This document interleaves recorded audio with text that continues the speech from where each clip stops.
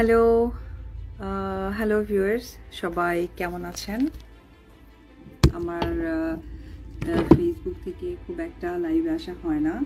তো আমি আসলে এখন ব্যাপারটা নিয়ে বাড়িতেও আলোচনা হচ্ছে এবং আমিও সম্মতি কিছুটা পোষণ করেছি যে যদি আমি যেহেতু ম্যাচুরেট মেন্টালিটির এরকম কোনো কিছু হলে, পজিটিভ দিক থেকে কোনো কিছু হলে ওকে ফাইন। তার মানে আপনার নতুন বিয়েটা এবার পরিবার থেকেই হচ্ছে? হ্যাঁ, পারিবারিক ভাবে বা এখন না, আজকেও না, কালকেও না, হয়তো বা কখন হবে আমি নিজেও জানি না, তবে পরিকল্পনা হচ্ছে। এই ব্যাপারে আমারও মত আছে, এটা হচ্ছে আসল মানে আপনি কথা। প্রয়োজনটা বোধ করেন যে এই মুহূর্তে একটা বিয়ে হলে আপনার মানে আমার একটা সেটেল লাইফ দরকার। দরকার।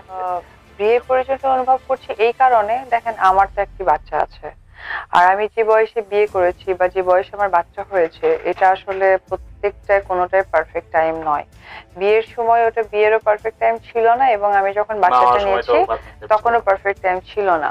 বাট তার মাঝখানে অনেক কিছুই হয়তো বা আমার এলোমেলো বা ঝামেলা হয়ে গেছে। বাংলাদেশের প্রেক্ষাপটে একটা মেয়েকে খুব পজিটিভ এবং সম্মানের সাথে দেখতে হলে তাকে সেই সম্মানের জায়গাটা তৈরি করতে হয়। সেটা আমরা আপনার কাছে সেটাই শুনতে চাই যে বিয়ে নিয়ে আসলে আপনি বিয়েটা অরিজিনাল এখন না, আজকেও না, কালকেও না, হয়তো বা কখন হবে আমি নিজেও জানি না, তবে পরিকল্পনা হচ্ছে। এই ব্যাপারে আমারও মত আছে, এটা হচ্ছে আসল মানে আপনি কথা। প্রয়োজনটা বোধ করেন যে এই মুহূর্তে একটা বিয়ে হলে আপনার মানে আমার একটা সেটেল লাইফ দরকার। That's it. এখানে আমরা আরেকটা বিষয় আলোচনায় আনবো। আপনি একটু আগে বলছিলেন যে আপনার যখন আপনার বিয়ে হয় সেটা আপনার বিয়ের মানে পারফেক্ট টাইম ছিল না। আপনার একজন মানে যথেষ্ট চেনা জানা এবং ভালো বন্ধু ছিলেন শাকিব খান।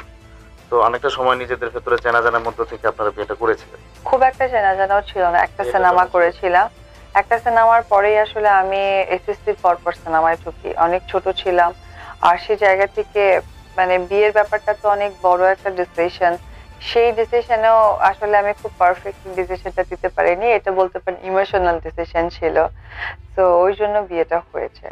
আজকে আপনার কাছ থেকে আমরা একটু স্পষ্ট করে জানতে চাই যে বিয়েটা আসলে কেন টিকেনি, আপনাদের সংসারটা কেন সুখের মানে এটার সুখেই কারণটা, ছিলেন? হঠাৎ করে কি আসলো? এটার কারণটাই হচ্ছে বাচ্চা। কারণ আমার যখন আমার বেবি কনসেপ্ট করে তখন বিগত 3বার তো একটা বড় অ্যাক্সিডেন্ট হয়েছে, আপনারা সবাই শুনেছিলেন।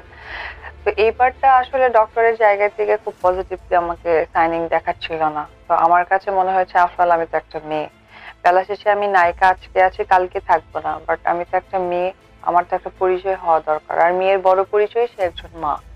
তো ওই জায়গা থেকে আমি যখন ইনসিকিউর ফিল করছিলাম তখন আমার কাছে মনে হচ্ছে দ্য বেস্ট ডিসিশন আমার বাচ্চাকে নেওয়া। সংসার বা কোনো কিছু এটা ইম্পর্টেন্স আমার কাছে তখন হয়নি। আর সবচেয়ে বড় কথা, একটি বাচ্চা, একটি জীবন, এটা একটা মা ফিল করতে পারে। সেই অনুভূতি থেকে আমি অরিজিনাল বাস্তবতা তার সাথে শেয়ার করেছি, এবং সে তার কমিটমেন্ট রেখেছে এবং সেটা সে করেছে, বিকজ সে আমাকে দুটো ডিসিশন দিয়েছিল, হয় বেবি আদারওয়াইজ ডিভোর্স। তো আমি বলছি definitely divorce, but not baby, বেবিকে মিস করতে পারবো না। তা আমার কমিটমেন্ট আমি রেখেছি, তার কমিটমেন্ট সে রেখেছে। আপনি যখন ছেলেকে নিয়ে প্রকাশ্যে এলেন তখন আরো কিছু বিষয় প্রকাশ্যে চলে এসেছিল, সেটা হচ্ছে যে আপনারা দুজনেই নাকি পরকীয়ায় জড়িত ছিলেন। আপনার হাজবেন্ড বলেছে যে আপনি অন্য কোনো নায়কের সাথে আপনার সম্পর্ক ছিল, আবার আপনিও বলেছেন আপনার হাজবেন্ড অন্য নায়িকার সাথে তার সম্পর্ক আছে, অনেকের প্রতি দুর্বল। তো পরকীয়ার এই ব্যাপারটা কি শুধু অভিযোগ করার জন্যই বলা, নাকি এর কোনো সত্যতা ছিল, এটা একটু জানতে চাই। আমি কোনো কিছু ওইভাবে ইন্ডিকেট করে বলতে চাই না, আদৌ কে কার সাথে জড়ানো আছে এটা পৃথিবীর মানুষ দেখছে। না, আমি একজনের ব্যাপারে গুজব কখনোই বলবো না। যদি গুজব হতো তাহলে অনেক কিছু স্পষ্ট হয়তো বা গুজবের কাতারে চলে যেত, বাট অনেক কিছু হয়তো তার ক্ষেত্রে সত্যি, আমার ক্ষেত্রে সত্যি নয়। কারণ আমি কিন্তু যাকে কমিটমেন্ট দিয়ে পৃথিবীতে এনেছি সেই কমিটমেন্ট কিন্তু আমি অক্ষরে অক্ষরে পালন করার চেষ্টা করছি। কারণ আমি একজনকে কথা দিয়েছিলাম যে তোমাকে পৃথিবীতে আমি জন্ম দিব, পৃথিবীর আলোও দেখাবো, তোমাকে একটা সুন্দর পরিচয় দিব। এই 3টা স্টেপ শেষ হওয়ার পর সবচেয়ে বড় দায়িত্ব হয়ে পড়েছে যে আমার এখন তাকে সুন্দরভাবে মানুষ করা, সেটা আমি করছি। বাট আমাকে নিয়ে যেসব ছড়ানো হয়েছে এটা এটা 100% গুজব, কারণ এ ধরনের চিন্তাধারা আমার মাথায় নেই। এগুলো থাকলে আমি কখন বাচ্চা পালবো, কখন আমি নিজেকে সুন্দর করব, বা কখন আমি সব দিক থেকে পারফেক্ট টাইমিং দিব, তখন তো আমার সময়টা ভাগ হয়ে যাবে। তো যেটা আমাকে নিয়ে ছড়ানো হয়েছিল এটা টোটালি গুজব, আর তাকে নিয়ে যেটা ছড়ানো হয়েছিল এটা আমি মনে করি এটা সত্যি। কারণ লাস্ট 1 থেকে 1.5 বছর বাচ্চার কোনো খরচ, বাচ্চাকে দেখা বা বাচ্চার যে দায় দায়িত্ব সেটা কোনোটাই সে করছে আমি না। বলতে যাচ্ছিলাম যে ডিভোর্স হওয়ার পরে আসলে ছেলের ব্যাপারগুলো, ছেলের দায়িত্বগুলো আপনারা কিভাবে ভাগাভাগি করছেন? না, ভাগাভাগি বললে টোটালটা ভুল হবে, বলে যে টোটাল ভাগটাই আমার, ভাগাভাগি তার মধ্যে কিছুই পড়ছে না। সে সব জায়গায় যেটা করে ম্যাক্সিমাম সময়, সে শোবিজের মানুষ তো, অলওয়েজ শো অফ করতে পছন্দ করে। তো তারই একটি বহিঃপ্রকাশ, যখন ছেলের আমার বার্থডে হলো তখন একটি পরিচিত সাংবাদিককে নিয়ে হঠাৎ করে আমার বাসার নিচে হাজির, অর্থাৎ এই বছরের 27শে সেপ্টেম্বর আমার ছেলের বার্থডে আমি একটু ছোট করেই করলাম। তো ওই জায়গায় এসে হাজির, সে একটা স্বর্ণের চেন, একটা স্বর্ণের ব্রেসলেট দিয়ে। আমি ভেবেছি আমেরিকা যাবে হয়তো বা কোনো শুটিং এ, পরে শুনি কক্সবাজার শুটিং এ যাবে। তার জন্য ছেলেকে কোনো রকম চুমা খেয়ে আদর করে, আবার অনেক সাংবাদিক মুখরোচক দিয়ে লিখেছে আবেগ প্রবণিত সময়। তো আমি নিউজে, তো আমার কথা হচ্ছে যে ফ্লাইটটা যদি হয় কক্সবাজার, সেখানে তো আবেগের কোনো প্রশ্ন আসে না, বরঞ্চ আমি আবেগিত হয়ে গেছি যে এত তাড়াহুড়া দেখে। কারণ লাইফে আমিও কক্সবাজার অনেক গেছি এবং আমি দেশের বাইরেও অনেক ফ্লাই করেছি, যেখানে আমার নিজের সন্তানের আজকে বার্থডে, অর্থাৎ পৃথিবীর সবচেয়ে স্পেশাল ডে। আমার কাছে মনে হয় একজন মা হিসেবে যে ঈদ এবং পূজার থেকেও স্পেশাল ডে আমার সন্তানের বার্থডে, ডেফিনেটলি।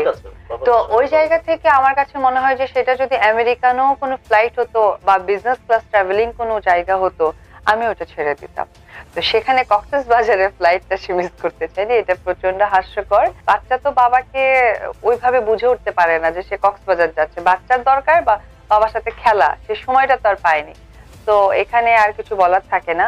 খরচপাতির দিক থেকে স্কুলের 2 বছর, ও যেহেতু স্কুল অলরেডি 1 ইয়ার প্লাস হয়ে গিয়ে আবার 2 ইয়ারে যাচ্ছে, অর্থাৎ আমি তোকে অনেক ছোটতে স্কুলে দিয়েছি 2 বছর বয়সে, এখন আমার ছেলের বয়স 3 বছর।